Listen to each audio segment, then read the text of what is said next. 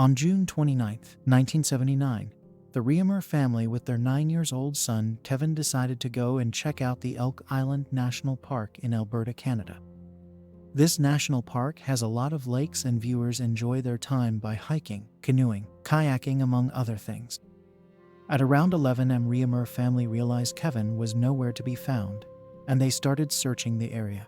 When the family was looking for Kevin, a female in the area claims she had seen Kevin, and he asked her for direction to his campsite, which the woman gave. The family contacted the authorities, and within 2 hours hundreds of searchers were in the area looking for Kevin.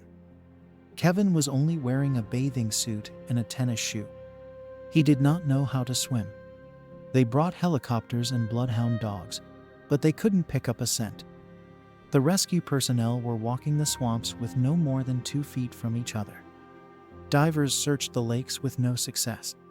Later, they brought helicopter with infrared scanners to pick up heat signatures, but they didn't find anything. Later, local prisoners came to help with the search. Total of more than 1,000 searchers were involved with this case. It's worth mentioning this island is not that big. It's 4 miles wide and 10 miles long. The search group completely searched the whole island without finding Kevin.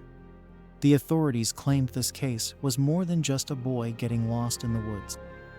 After 11 days of intense search, all effort was terminated. They didn't find a single evidence of Kevin ever being on the island.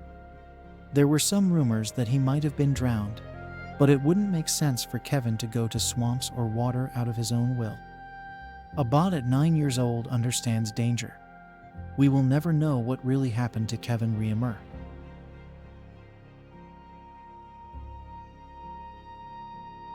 On the night of November 3, 2012, 22-year-old Joshua Swalls went to an apartment complex to see his friends in Indianapolis. Joshua grew up in Noblesville, Indiana, and graduated high school in 2008. At the time of disappearance, he was working at Omco Transmission. At 12:30 am, Joshua sent a text message that he was almost at the apartment. He arrived there at 1 am. He continued texting a female friend until 1:07 am, and then he went outside and left his cell phone in the apartment. There were a lot of missed calls on his phone from 3 am to 4 am. He never came back to the apartment. Soon he was reported as missing, and a massive search was started for him.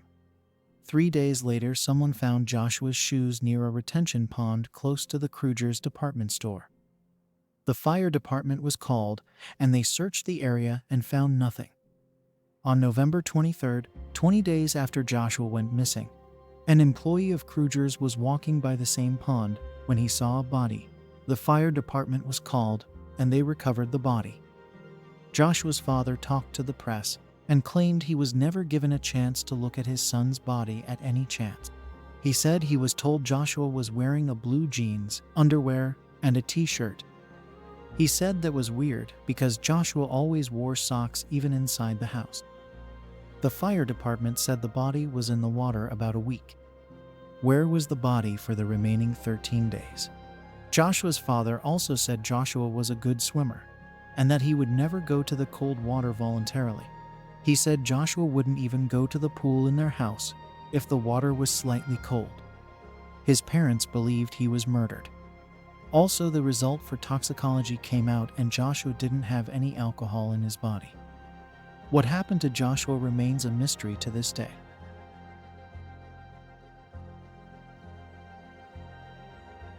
David was a 27-year-old guy who lived in Whistler, British Columbia. He was originally from Ireland, but moved to Toronto and later moved to Whistler to work at Whistler Blackcomb Resorts.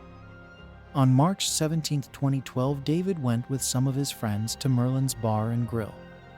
They hanged out and stayed until midnight. At midnight, David went his own way.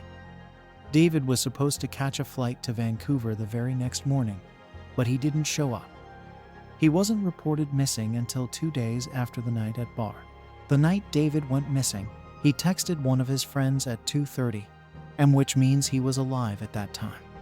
The police brought canines, helicopters, and volunteers to help with the search. They searched for 3 days until a citizen was walking through the Whistler Fairmont's Gold Course when he found 2 blue Van skate shoes. They were David's. There was a trail around the shoe which the police followed and found the dead body of David Christian. The police stated that all signs showed David died from hypothermia, which is the condition of having an abnormally low body temperature, typically one that is dangerously low. They theorized he probably got disoriented, took the wrong bus, got on a wrong trail, and wandered into the Greek after removing his shoes.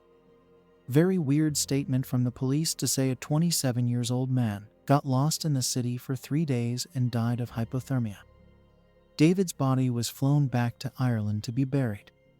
The death of David Christian remains a mystery to this day. Thanks for watching. Please like and subscribe for more videos.